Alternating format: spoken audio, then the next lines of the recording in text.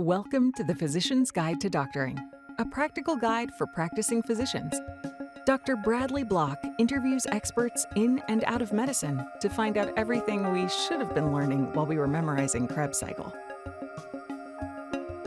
The ideas expressed on this podcast are those of the interviewer and interviewee and do not represent those of their respective employers. And now, here's Dr. Bradley Block. And now a word from this week's sponsor, Laurel Road. Since I had my son, paying down my med school debt has become my top priority. I remember holding him in my arms for the first time, looking into his beautiful little face, and just wanting the best future for him. With the Laurel Road Student Loan Cashback Card, my regular purchases earn me 2% cashback when I use it to pay down my student loans, which helps me reach my goals faster and plan for my family's future. Laurel Road for Doctors. Banking, insights, and benefits uniquely designed for doctors. See laurelroad.com/doctor-checking for full terms and conditions. Laurel Road is a brand of KeyBank N.A. member FDIC. Dr. Ashwini Bapat, thanks so much for being on the podcast. Thank you so much for having me. So tell us about the origin story for Hippocratic Adventures. How did you start your adventure? Yeah, sure. So my husband and I, we always had a dream of moving abroad. And actually, once we had kids, that draw kind of became more urgent. I grew up partially in India and I spent my summers there. He grew up partially in France. And so when we were young, we had these formative experiences abroad. And by the time we had kids, we really wanted to share that with them. At the same time, I was in kind of a steady job and he was just wrapping up fellowship. So it didn't seem like a practical time. And so we kind of decided, let's just move into the suburbs of Boston, and we started the house hunt. And we visited about 20 different houses, the majority of which were perfect on paper. And we just could not force ourselves to put an offer in. And there was one particular day where we saw essentially the perfect house in the morning. And in the evening, we flew out on vacation, a planned vacation to Spain. And within a couple of days of being in Spain and walking under Roman aqueducts and by ancient walls under orange trees, we were both like, what are we doing looking for a house in Boston when we could be living here? And that's kind of where we started searching and Googling, how can an American doctor practice abroad? That's when we started asking our mentors, hey, do you know anyone who went abroad and practiced medicine outside the US? I can only assume what the answer was, which is no, nobody does that. You can't do that. People don't do that. You join a faculty practice and you make your way to associate professor. This is what's done. Yes, exactly. And that was really hard to hear because I was like, all I want is hey, maybe I know someone who did it, or just someone tries to rack their brain. But we just heard a lot of no's and we got a lot of very confused looks of why would you want to do that? Because, a lot of people do come to the US to practice medicine in the US. So going outside the US was very strange and different. But through this process of searching, we did eventually start to connect with people that were practicing in Canada and New Zealand and Australia and the UK. And we started figuring out, how do you practice there? How do you practice there? Is that where we want to be? And that's when we started the resource. We were why don't people are doing this? They've done this before us. Let's collate all this knowledge and put it together in something that's a little more reliable than a Reddit thread or Quora from 10 years ago. So that's kind of what made us think about starting a more reliable resource. And that's what started Hippocratic Adventures, in that we wanted to create a resource where we kind of compile the experiences and stories of other physicians who have gone abroad and basically say, hey, you don't have to reinvent the wheel. People are doing this, and let's just share our knowledge. And so we basically started creating a resource that we wish we had when we had originally popped that question. So how did you end up choosing Portugal? So we visited Portugal in 2019, and we were we were scouting out a little bit. And when we arrived here, we were like, I wonder if this is a place our family could live. And one of my main criteria was that it had to be warmer than Boston, which wasn't that hard as it turned out. So that gave us a lot of options. And I honestly did not want to deal with snow and ice. So that took out a bunch of countries. And when we arrived in Portugal, one of the first things that we noticed was that people were warm, and they were warm towards families and young kids. And I could breastfeed in public without a problem. No one looked twice. We could go to nice restaurants with the kids. They could still throw tantrums, and no one worried. No one gave us weird stares. Often they would just hold the kids for a little bit and try to play with them.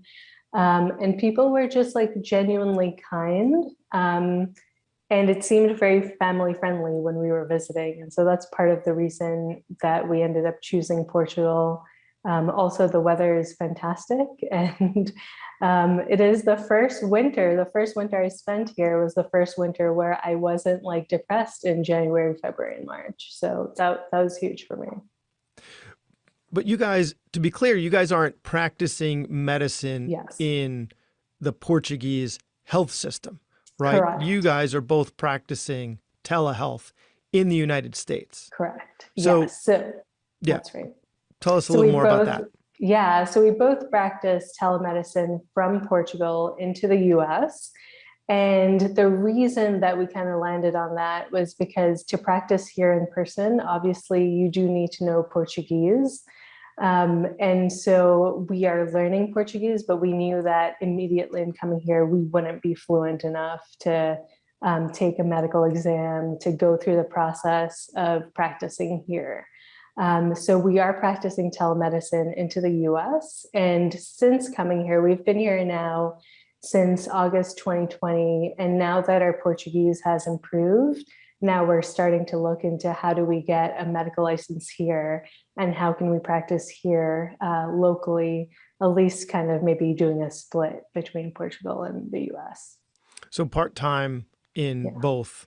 We would love that. I think that's at least for me, that's my dream. That would be my dream, my goal. Yeah, and that gives you some mobility too for traveling around, right? Then you can explore more of Europe, but without having to have the opportunity cost of no income while you're traveling around, which is how most of us do it, right? It's not just the cost of the vacation, it's the cost of missing work. So yes, absolutely. So tell us about some of the other countries that you've helped your clients with, other places where people have approached you and you've helped them practice either as you're doing or to actually practice medicine in those countries. Yeah.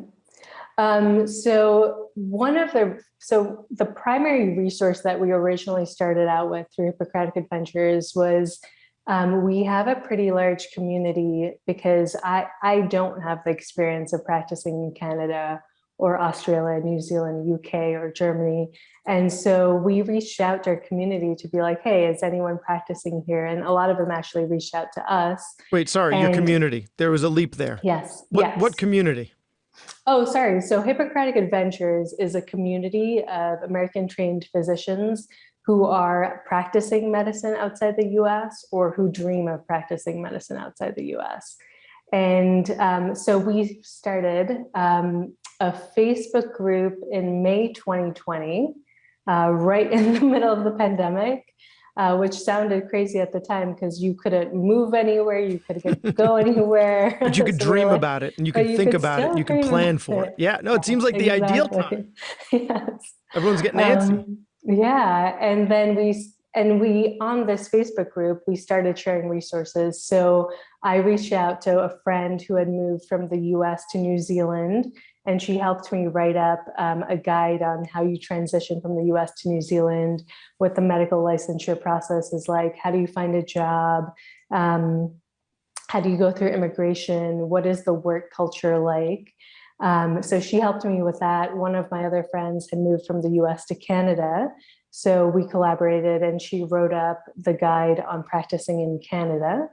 Then through our community, we found another member who moved from the US to the UK, and she wrote the guide on practicing in the UK. Then we found another physician who moved to Australia. So like all of these country specific guides have been written by physicians who transitioned from the US to that other country. And we have them in not only English speaking countries like Canada, UK, Australia, New Zealand, but we have them in Germany and Sweden and Norway and Singapore and China. And this is all in South Africa. And this is all because of members in our community who helped us, who actually wrote the guides based on their experience of transitioning to the US. So it's the guides and these spotlights that we've created that are helping people transition from the US to the country that they want to go to. And then in creating these resources, we started getting a ton of questions about, what about my particular situation? What about this specialty? What about that specialty? How does pediatrics work? Or how does OB work in this country? How does psychiatry work? And so based on that, we created a guidance service, which essentially provides one-on-one consultations or guidance from physicians who have transitioned from the US to, let's say, Canada or Israel or Germany or Australia or New Zealand. Oh, and sorry, they help. Sorry, Yeah, I'm going to pause the recording. I'm on call. Okay. Sorry about the interruption of the audio, everyone. I'm on hospital call, and given that Ashwini's on Portuguese time, this was the only time while I'm on call that we could, and so I got a consult, and I'll be seeing them in a little bit. So, but she was telling us about about the community Yes. that's surrounding Hippocratic Adventures. Yes. So it's all these community members that essentially shared their own experiences moving from the US to the country that they moved to.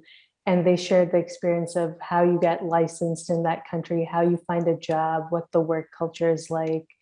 And these same community members who wrote these blog posts and created these guides also provide one-on-one guidance. And we created that just based out of a need because we kept getting a lot of questions about an individual's particular situation.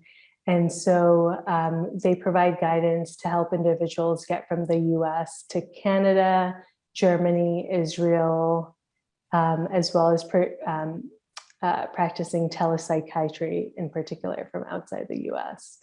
And in the process— that's what your husband does, correct? Yes. So my husband is practicing telepsychiatry.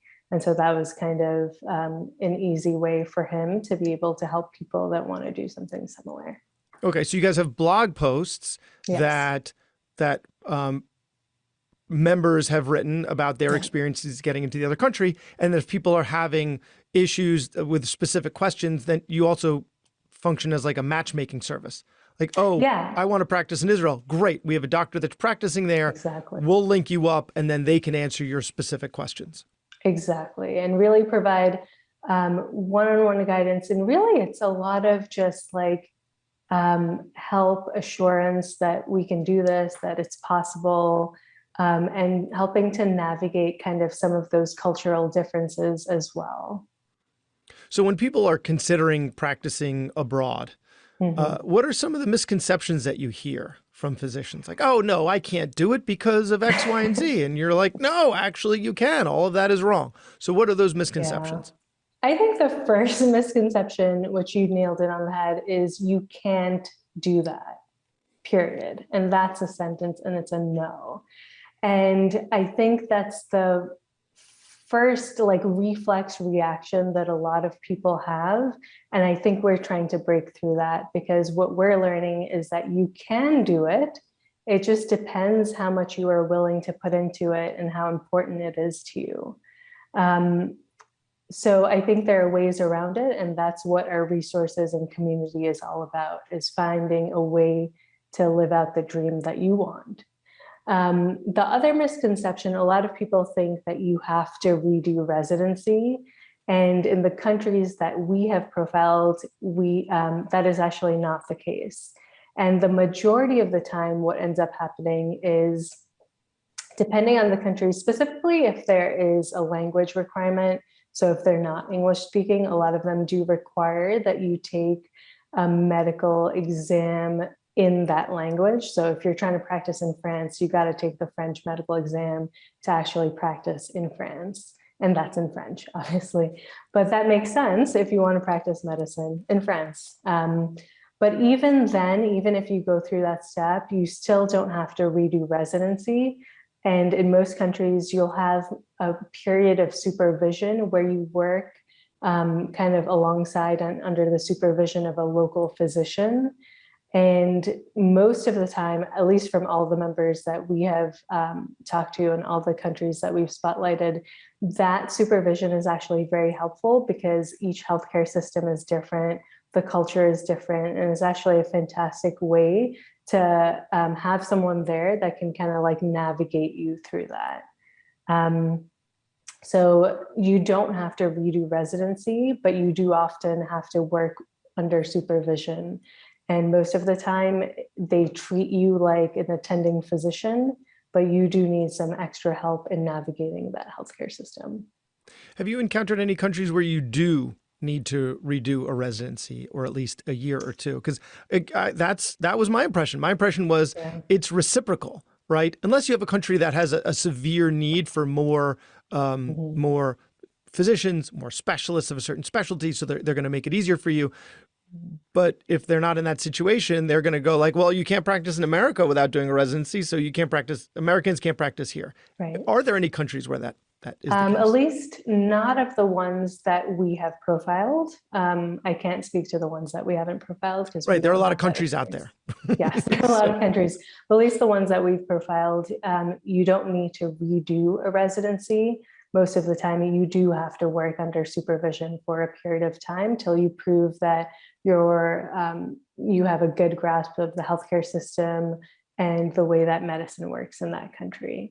I think part of the reason that it is like that is because American training, American med schools, American residencies are actually highly valued, and our fellowships are highly valued. And they, along with Canadian, UK, Australian residency, have a very high standard, and they're highly respected throughout the world. So I think that's why you don't have to necessarily redo a residency, but you definitely have to learn about that healthcare system and go into it. I think with humility is important. And something you said caught me. You and your husband have been in Portugal for a year and a half, and you're ready to take a Portuguese medical exam? I wouldn't, no. I'm not ready to take the Portuguese medical exam. You're ready to think about it? Yes, I'm ready to think about it because we took an immersion class pretty soon after we arrived, where we studied Portuguese for 20 hours a week. I was not aware of this, but we enrolled in an immersion class where we were studying Portuguese 20 hours a week for 4 months. And so that definitely got us from knowing thank you, obrigada, in Portuguese to being able to converse a bit more.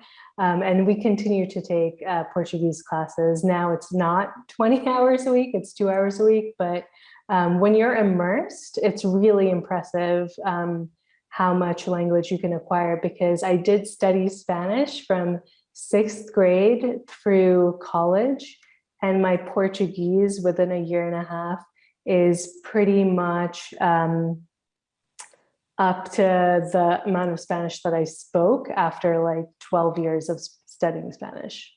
So yeah, the immersion is key. It's huge. I studied abroad. I studied Hebrew in college and then studied abroad in Israel, which I haven't practiced since. And it's been like 20 years since I graduated college. So now I know nothing. So it's the opposite of immersion. It's I don't know what the inverse of immersion is. Immersion? No. The opposite, right? Like, so if you're around it all the time, then it makes such a huge difference, because even like if you go for a walk, everyone else around you is speaking Portuguese. So you like overhear conversations in Portuguese. Snooping, you listen huh? to snooping. Obviously, you're like you're hearing other people's gossip, and you're like, oh, I wonder what they're saying. Or you listen to the radio, and the music is in Portuguese. So even just that is incredibly helpful. So I wouldn't say I'm fluent, but I'm starting to now be able to at least read the instructions of how someone who didn't get a license in the EU can navigate. So that's a huge step too. So tell us a little about Portugal's healthcare system. Right? We're not going to have a whole episode just on the Portuguese system, but just some highlights so our listeners can understand a little bit how it works. So I will speak to it more as a patient who has used the Portuguese healthcare system, because I'm not working within the Portuguese healthcare system. But so they have a national healthcare system, first of all, which is mind-blowing for us. So all Portuguese citizens and legal residents have health insurance, and they have health care automatically. The primary care doctor that you have through the national health system, it depends on where you live, in the sense of if you live in this area, in like this particular region, you go to that region's health center, and that's where your primary care doctor is. And that's where you get your vaccines and your medicines and all of that. We do, and at the same time, they do have private insurance and private clinics and private hospitals. So we personally do have both access to the Portuguese national health system, as well as private insurance to cover access to private clinics and private doctors. The reason we chose to do that is because, like a lot of countries, there is a shortage of family doctors in particular. And family doctors or general practitioners are the ones that staff the primary care clinics. And so you can definitely have a long waiting list or a long wait time to see your family doctor, or to then be referred to a specialty doctor. And for that reason, we took out private insurance to pay for seeing a private doctor if needed. And as far as like the kids' vaccines and everything, all of that is covered by the National Health Service. And that's where we get the majority of the medical care for our kids, at least. Two of the coolest things that happened is we needed to get blood tests at a point, and they just gave me a prescription for a blood test that told me the cost of the blood test on the prescription. So I knew how much I was going to pay for like a normal blood test. And it was nothing. It was like very little amount of money for like a CBC, a BMP. And then the best part was that we then got prescriptions for certain medications. And right on that prescription, it told me the maximum amount that I would pay for that medication. And that just blew my mind. I was like, so I don't have to go to the pharmacy and be like, have the pharmacist run my insurance and then give me some like quote of like, this medication is $1,000 a day. It was right there on the prescription. And that literally like blew my mind. And I was like, wow, that is what we need. I need to know how much these things cost and how much I'm going to pay for them when I go to the pharmacist. So well, you need an inhaler, and Advair's covered, but it's got to be brand name Advair. Right. But that's the contract that your insurance company has. So Right. because that's the one in your plan, but you have a high deductible, so it's actually going to cost you $300, and that's the cheapest one. And yeah. Exactly. So Amazing. that to us just blew our mind. And so you said your husband does telehealth for psychiatry. You do telehealth for palliative care. Yes. And we can find that at, and I apologize, I can't pronounce this word. Is it Epione MD? We call it Epione MD. Epione, okay. EpioneMD. Yes. Epione. Okay. So what is that all about?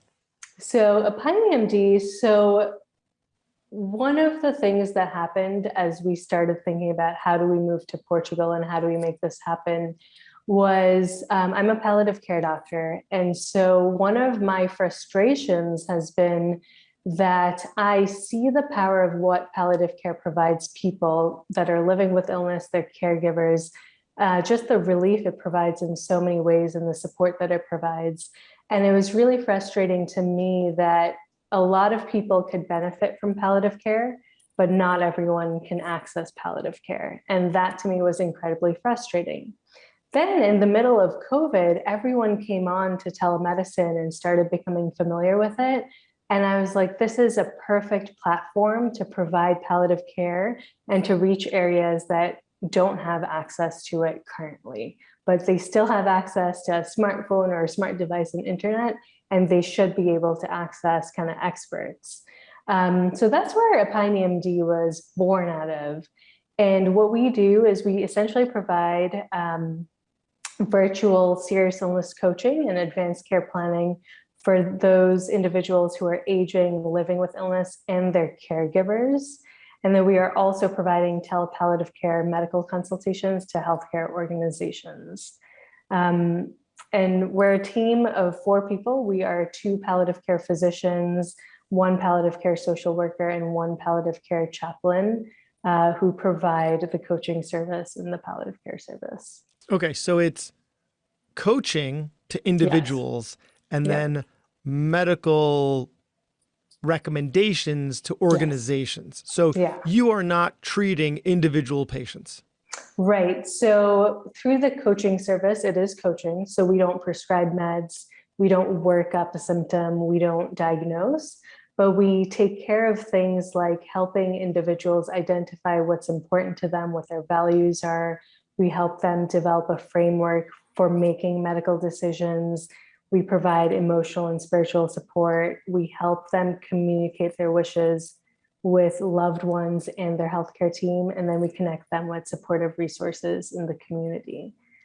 So that's from the coaching side. And from the medical consultations, where we actually provide telepalliative care consultations, we do take care of patients directly, but it is through a hospital, like a hospital system, or it's through a large group practice. And that service, we are still looking to pilot. So we're looking for a rural or a community hospital or a large multi-specialty practice where we can offer our palliative care services to actually see patients and provide medical care. Is that how you get around having to have a medical license in all 50 states? So with the coaching service, that is how our coaching service allows us to provide coaching. And it's essentially like a lot of goals of care conversations, a lot of caregiving support, a lot of emotional, spiritual support. And so through our coaching service, we're able to provide it to people throughout the US. And we don't need a medical license for that because we're not providing medical care through that arm. Which means you're also not billing insurance, right? We are not billing insurance. It is private pay. Yeah. Okay. And that was also kind of done intentionally to not have an insurance company dictate to us the type of care we can provide and the amount of time. And it allows us to provide a lot more personalized care to people. And less overhead and complexity to you, right? Yes, and less overhead and complexity. You don't have to manage, because that ends up being a lot simpler. Yeah, a lot more work and a lot more overhead, and And then through the telepalliative care arm, where we do provide medical consultations, we do have to be licensed in the states where we are practicing. So how are you going to do that?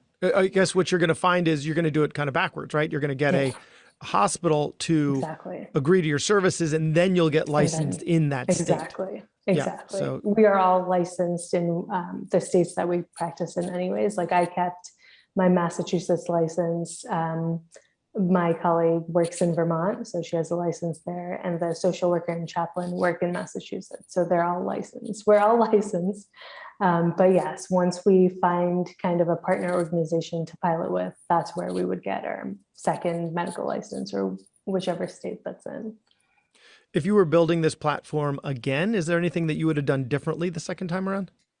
I don't think I understood, and I understood it now. I understand it now, how important community organizations actually are, because when I worked as a physician in a large hospital system, I had no idea of what community organizations are out there. What do you mean, community organizations?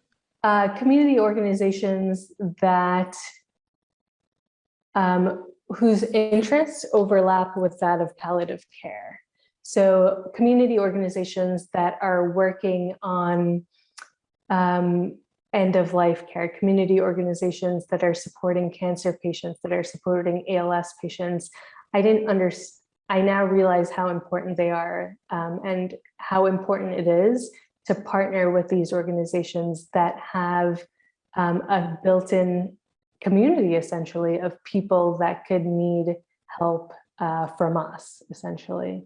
And I think that's become very critical. And it would have been much easier while I was in Massachusetts to go around to meet people in person, and to start building those connections, because I did not have those connections when I worked in the hospital.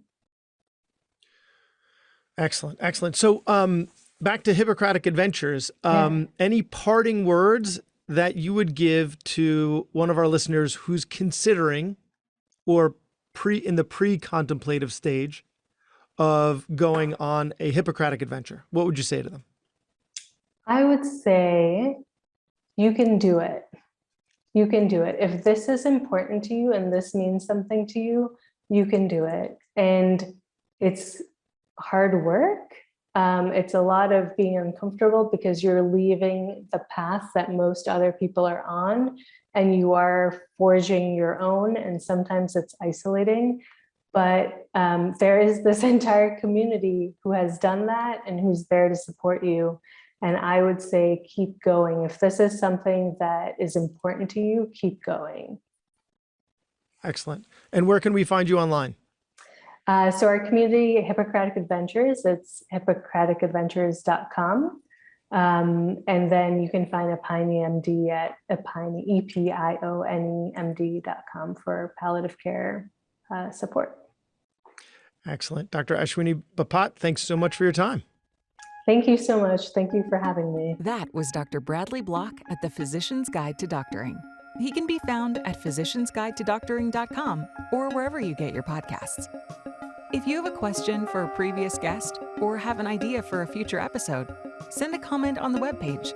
Also, please be sure to leave a 5-star review on your preferred podcast platform. We'll see you next time on the Physician's Guide to Doctoring.